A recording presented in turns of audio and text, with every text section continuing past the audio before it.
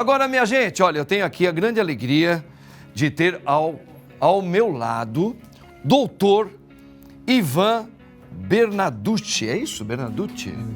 É, meio italiano, assim. Doutor Ivan, porque ele é angiologista e cirurgião vascular.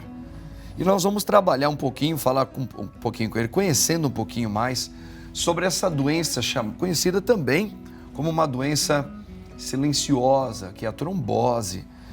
Doutor, muito boa tarde. Boa tarde. Seja sempre muito bem-vindo. Muito obrigado. Ao Bendita Hora, aqui na Rede Vida Televisão.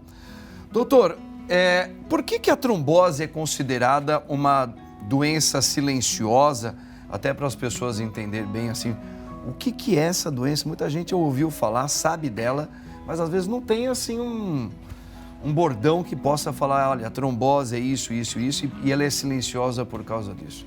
Pela sua experiência. Pois bem, o termo trombose, ele é um termo bastante amplo, né? Essencialmente, para a gente definir trombose, é aquele momento em que o nosso sangue deixa de estar no estado líquido e forma um coágulo, um coalho. E ao ficar naquele estado semissólido, parecendo uma gelatina, ele deixa de circular. E existem várias formas de ter trombose. Por exemplo, às vezes quando o indivíduo tem um infarto, acaba de ter ocorrido o quê? Uma trombose em uma artéria do coração. A mesma coisa o AVC, o chamado derrame, a trombose de uma artéria dentro do cérebro. E esse mês, nós estamos no mês de conscientização da trombose, especificamente do que a gente chama de trombose venosa profunda, que é a terceira causa de morte cardiovascular em todo o mundo.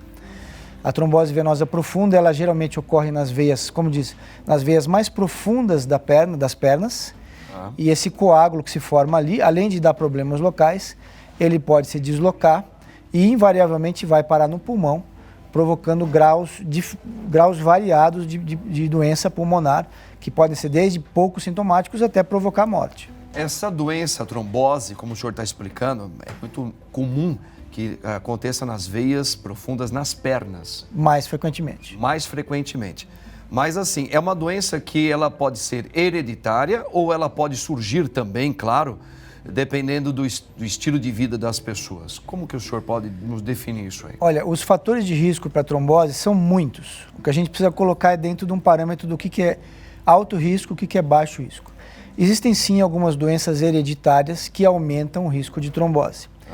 Existem alguns fatores de risco que acontecem mais tardiamente, não são hereditários. Por exemplo, pacientes com câncer têm uma tendência maior a ter trombose. Pacientes que sofreram grandes cirurgias no momento recente, imediatamente após a cirurgia, têm risco aumentado de trombose por algumas semanas, que depois normaliza. O uso de anticoncepcionais, alguns deles podem aumentar expressivamente o risco de trombose e assim por diante. Mulheres que pós-parto também, alguma coisa, em alguns casos? A gestação em si e o período pós-parto é um período onde a mulher está mais exposta ao risco de trombose das veias. Perfeito. Para a gente, até para os nossos telespectadores terem uma ideia um pouquinho maior, como ela é considerada silenciosa, existem alguns indícios que no corpo da gente a gente pode perceber sinais que essa trombose já está começando a querer despertar ou realmente é algo muito complicado e tem uma outra maneira da gente descobrir, doutor? Olha, no caso da trombose das veias das pernas, ela não vai te dar um anúncio pré-trombose, não tem isso. Você tem fatores de risco, como eu já falei, você tem a presença de varizes, aumenta discretamente o risco de trombose, a obesidade aumenta discretamente o risco de trombose. Mas a trombose em si você só percebe geralmente no momento em que ela acontece, geralmente ela é marcada pelo inchaço da perna, geralmente de uma perna só, usualmente, né? Claro, né? Não existe um padrão absoluto, poupando a outra perna. Geralmente esse evento de inchaço súbito, de um lado só, ele tem algum fator causal, algo que o provocou, mas às vezes ele pode acontecer de maneira que a gente chama não provocada. Né? E realmente não há um parâmetro pré-trombótico que te avisa que você está na iminência de ter trombose, infelizmente não. Perfeito. Mas, o senhor acho que o senhor já falou um pouquinho, mas, por exemplo, muitas pessoas têm, homens e mulheres, que têm problemas com varizes nas pernas. Sim. Até jovens, a gente às vezes vê isso aí. Ele é um indício preocupante que pode estar ou proporcionando uma futura trombose ou já é um sinal de que a trombose já está meio que beliscando ali o corpo daquelas pessoas? Olha, é importante a gente falar dessas coisas, mas também sem evitar um medo exagerado nas pessoas. As pessoas, na idade adulta, a prevalência de varizes é muito alta. Cerca de 40% das pessoas acima de 35 anos vão ter algum grau de doença varicosa. Quem tem varizes tem um ligeiro aumento no risco de trombose. Entendi. Então, essas pessoas têm esse risco, mas não é bom também deixá-las excessivamente preocupadas, achando que as varizes vão provocar trombose em algum momento imediato, assim. Não, tá vendo, minha gente? Olha o que o doutor tá falando, é o médico, hein? Tá? Então, eu tenho varizes, estou para... Calma, você acabou de ouvir o médico falar que não é assim. Vamos com calma. Tem que ficar com as anteninhas ligadas. Agora, doutor, nós vamos ver aqui um VTzinho, que é um alerta a todos os trabalhadores. Vamos ver isso? Claro. Solta aí, VT. Quando uma pessoa passa muito tempo em uma mesma posição, seja em pé ou sentada, pode prejudicar o sistema circulatório de forma indesejada e causar o entupimento de alguma veia. Quando o sangue deixa de circular de forma normal, pode ocorrer a formação dos chamados trombos, que em caso de rompimento causam a trombose, uma doença que pode levar à morte. Quando eu acordei, já acordei com muita dor, a perna inchada, meio esverdeada já. Quando eu pisava no chão, sentia muita dor mesmo. Não conseguia andar, não conseguia ficar em pé. Parece ser com a dor do parto, só que ainda acho que é mais forte ainda. Porque a do parto, pelo menos o neném nasceu, né? Passou a dor. Já ela não. Tudo que eu tomava, nada melhorava. Evelise trabalha há 14 anos em uma lanchonete. Ela ficava muito tempo em pé, parada, na mesma posição. Ao final do expediente, ela sentia dor, inchaço, aumento de temperatura e mudança de coloração nas pernas e até o endurecimento da pele. Eram os sintomas de uma doença grave, a trombose. Fui no ortopedista, né? Porque na perna eu pensei, alguma coisa, né? Muscular, alguma coisa no osso. Aí o médico pegou e me passou remédio, só que assim, para diagnosticar ainda foi uns 4 dias que eu tive que voltar lá. Porque eles suspeitaram outras coisas, foi fazendo exame, até que no fim descobriu que era trombose. Foi quando já me internou, era para ficar 5 dias, só que eu acabei ficando 10 dias. Depois da internação, ela ficou 4 meses afastada do trabalho, mas recebeu todo o apoio dos colegas. Meu chefe chamou todo mundo e falou, gente, a Evelise está passando por um momento muito difícil, ela está com uma doença muito grave, a gente vai ter que segurar a barra aí sem ela, né? Vamos esperar ela voltar, né? Olha aí, minha gente, tá vendo? Doutor, a gente viu aqui uma das preocupações é você ficar muito tempo ou em pé, ou sentado, ou deitado. Isso pode ser um facilitador para que essa doença da trombose comece a despertar. Eu já emendo aqui uma pergunta junto com o senhor.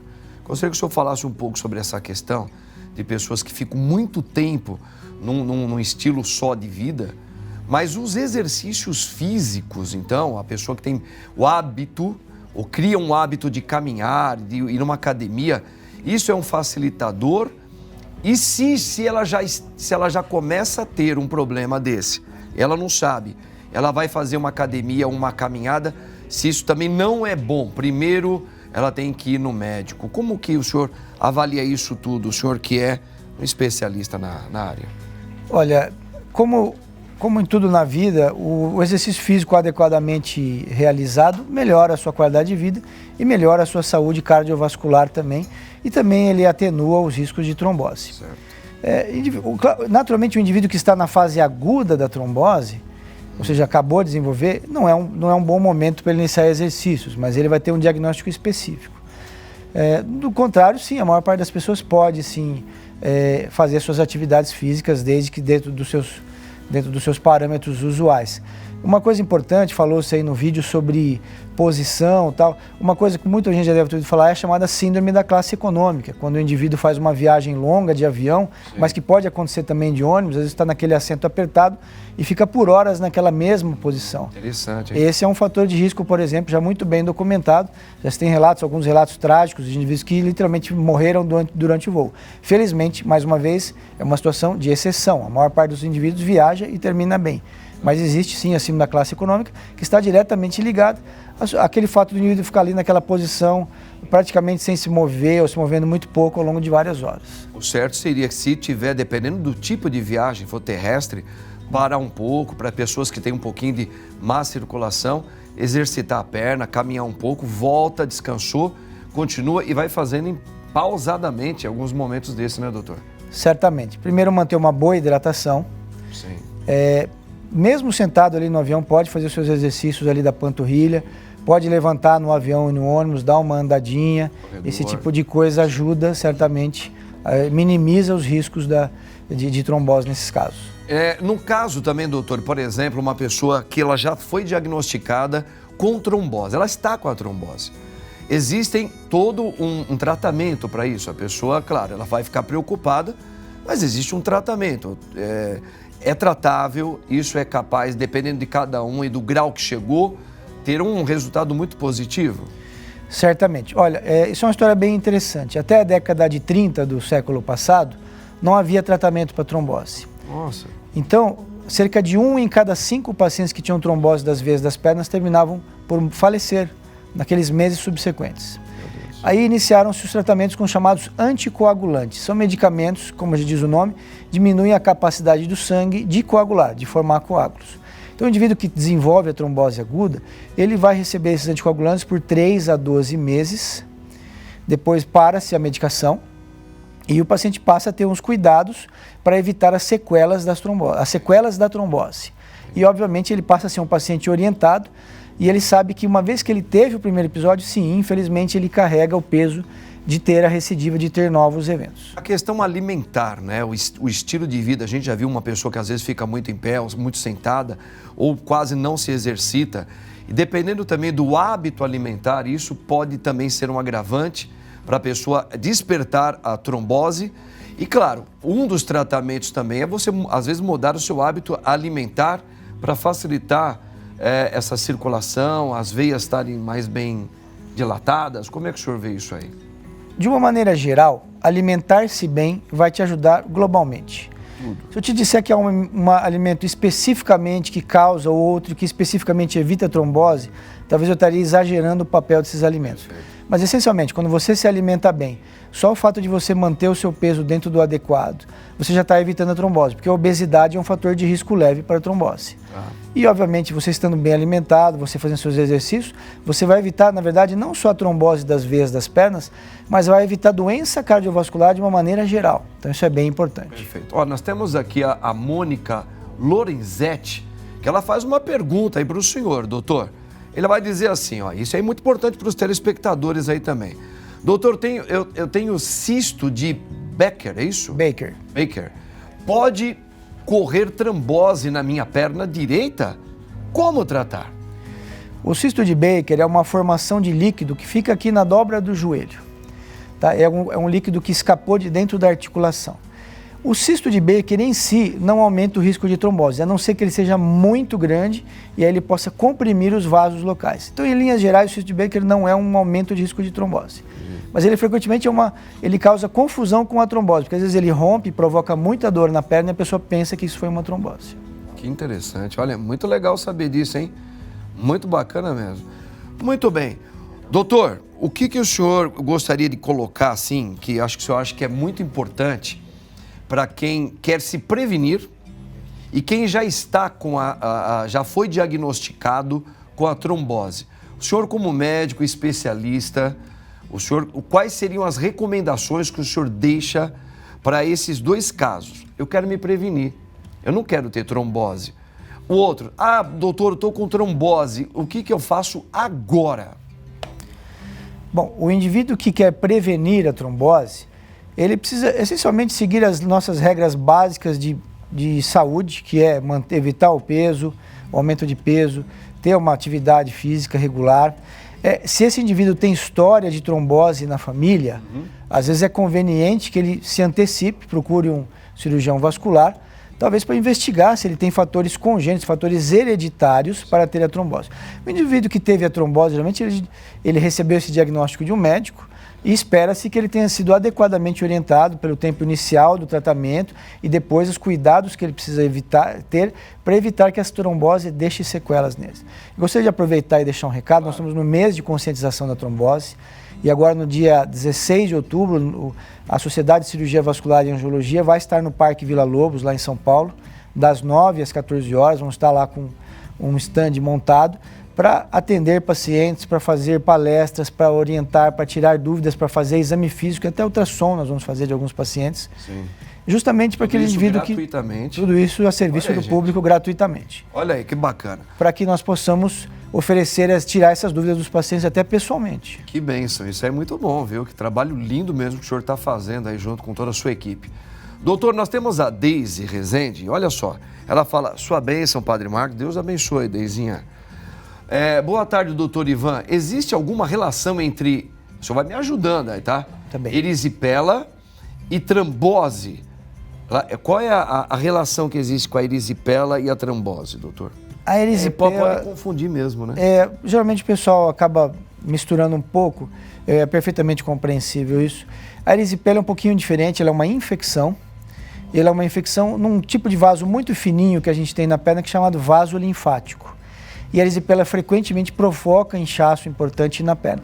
Elas não têm uma relação absolutamente muito forte, mas elas frequentemente uma confunde a outra. Então o paciente às vezes desenvolve uma erisipela, um inchaço na perna, uma perna muito dolorosa, e às vezes pensa que foi uma trombose e vice-versa também. Perfeito. As duas são causas de inchaço na perna. A gente já está entendendo pelas explicações que o senhor está colocando para nós que a doença da trombose, ela independe do sexo da pessoa. Se tem mais casos com as mulheres ou mais casos com os homens, mais idosos ou apenas os adultos. Isso existe uma pesquisa que mostra alguma diferença, doutor? Ou isso aí vai variar muito, é muito relativo, vai depender muito, como o senhor mesmo colocou muito bem. A questão de excesso de peso, como é que você está vivendo. Como que existe uma estatística que mais acontece a trombose em alguns casos específicos? Pois bem, a trombose é ligeiramente mais prevalente em homens, mas nada tão diferente assim que possa fazer com que a mulher se sinta prevenir, como é que eu vou dizer? Tranquila. Tranquila. Não preciso me preocupar muito. É quase, exatamente, é quase igual. A trombose aumenta com a idade. Geralmente, crianças raramente vão ter a trombose espontânea, a não ser que tenha um fator hereditário muito forte. Mesma coisa para jovens e pessoas com 20, 30 anos, ainda é relativamente infrequente, a não ser que você tenha um fator muito específico. Mas ela vai ter o seu pico lá por volta dos 50, 60 anos e vai, infelizmente, aumentando aos poucos esse risco. Perfeito. Então tá aí, os cinquentões aí, por favor, tipo eu, Padre Marcos e tantos outros, vamos começar a fazer uma verificação, tá bom? Tá? Porque tem que verificar mesmo. Agora, doutor, nós temos aqui uma pessoa maravilhosa, que é a Marilta Targa, que me acompanha, está sempre junto com o padre. Ela diz assim, uma perguntinha para o senhor, hein? Doutor, eu, para viajar, uso meias próprias. Elas são eficientes quando tem que ficar numa posição por muitas horas? Muito boa pergunta. Embora, do ponto de vista científico, às vezes o papel da meia elástica, uma hora sai um estudo dizendo que ela diminui o risco de trombose, outra hora diz que não é tão relevante assim. Eu recomendo muito o uso de meia elástica, porque não é natural para nós ficarmos nessa posição que nós estamos agora por várias horas. Certo. Então, ao longo da idade, a chance de você terminar uma viagem dessa inchado, com desconforto, sensação de cansaço nas pernas é muito grande. Então, o uso de meias elásticas apropriadas é uma terapia que praticamente não tem efeito colateral e vai fazer com que você chegue ao final de uma viagem ou de um período de trabalho muito extenso, você vai se sentir muito melhor, com a perna mais descansada. Eu sou um adepto, tanto como prescritor, como usuário das meias elásticas. Maravilha. Doutor, que beleza. Eu acredito que ficou bem esclarecido, né? As dúvidas em relação à trombose e quanto às suas explicações foram muito pertinentes. Muito obrigado. E parabéns pelo seu trabalho que o senhor vai fazer no dia 16, né? Agradeço. Lá no Vila Lobos, no Espaço Vila Lobos, é isso? No Parque Vila Lobos. No Parque Vila Lobos, terão tendas lá que vai atender o povo gratuitamente. Pode fazer perguntas, pode fazer exames lá gratuitamente. É uma ação muito bonita, parabéns pelo seu trabalho. Doutor Ivan, hein? Ô, Barba, grava esse nome aí, vamos trazê-lo de volta que vai falar outros assuntos.